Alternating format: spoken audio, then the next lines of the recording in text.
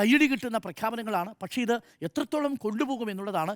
ഒരുപക്ഷെ വിജയ് ആ track record തെളിയിച്ചാൽ വിജയെ പിന്നെ താഴെ ഇറക്കാൻ കഴിയില്ല. കാര്യം ഒന്ന്, വിജയുടെ ആ ഫാൻ ബേസ് അവിടെയുണ്ട്. വിജയുടെ പ്രസൻറ്റേഷൻ സ്കില്ല് നമ്മൾ കണ്ടതാണ്. വിജയ് ഇനി BJP-യുമായിട്ട് ഏറ്റുമുട്ടാൻ പോകുന്നത് എങ്ങനെയാണെന്ന് നമ്മൾ കാത്തിരിക്കുന്നു. പ്രത്യേകിച്ച് രാജേന്ദ്ര അർലേക്കർ 4 തവണയാണ് ലോക് ഭവനിലേക്ക് ഈ നമ്പറിന്റെ പേരിൽ വിളിച്ചു വരുത്തിയത്. റൊമാൻറ്റിഫിക്കേഷൻ എന്ന് പറയുന്നതിന്റെ ഒരു മൊമെന്റ് ഇന്ന് അർലേക്കറുടെ ശബ്ദത്തിന് ശേഷം യെസ്, അദ്ദേഹത്തിന്റെ ശബ്ദം മുഴങ്ങുമ്പോണ്ടാകുന്ന കയ്യടിയാ, മറുപടിയാ. അത്രയും ഉച്ചത്തിലാണ് പറയുന്നത്. അത്രയും വെയിറ്റ് ചെയ്ത് 4 തവണയാണ് നടത്തിയത്. സ്മൃതി നോക്കൂ, ഇത് കർണാടകയിൽ സംഭവിച്ചിട്ടില്ല, വേറൊരു സംസ്ഥാനത്ത് സംഭവിച്ചിട്ടില്ല.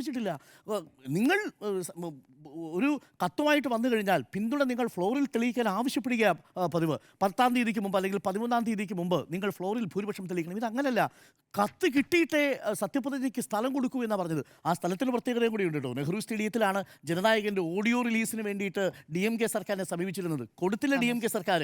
ഇന്ന് തൻ്റെ സിനിമയുടെ ഓഡിയോ റിലീസിന് അനുമതി നിഷേധിച്ച അതേ സ്റ്റേഡിയത്തിൽ വെച്ച് ഈ ജനനായകൻ, സാക്ഷാൽ ജനനായകൻ സത്യപ്രതിജ്ഞ ചെയ്ത് അധികാരമേൽക്കുന്നതാണ് കണ്ടത്. അപ്പോൾ ആ അർത്ഥത്തിൽ ഒരുപാട് സിനിമാ ട്വിസ്റ്റുകളും സൂപ്പർ ട്വിസ്റ്റുകളും നിറഞ്ഞ ദിവസത്തിലെ ഒരു സൂപ്പർ ക്ലൈമാക്സ് ആണ് നമ്മൾ കണ്ടത്. ഇതൊക്കെ റീലിൽ കാണാൻ നല്ലതാണ്. റീലിലേക്ക് വരുമ്പോൾ എങ്ങനെ വരും എന്നുള്ളതാണ് പ്രശ്നം. പ്രത്യയശാസ്ത്രത്തിൻ്റെ തുടർച്ചാ പ്രശ്നമുണ്ട്.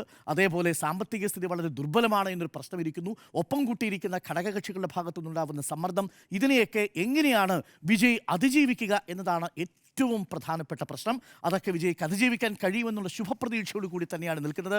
കാര്യം തമിഴ് രാഷ്ട്രീയം ഒരു ശുദ്ധീകരണം ആവശ്യപ്പെടുന്നുണ്ട്. തമിഴ് രാഷ്ട്രീയം പക്ഷേ അതേപോലെ ഒറ്റ കാര്യം കൂടി പറഞ്ഞ് അവസാനിപ്പിക്കാം.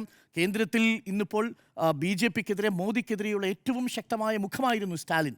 ആ സ്റ്റാലിൻ്റെ ആ സ്ഥാനത്തേക്ക് വരാൻ വിജയ്ക്ക് കഴിയുമോ എന്നതും മറ്റൊരു പ്രധാനപ്പെട്ട വെല്ലുവിളിയാണ്.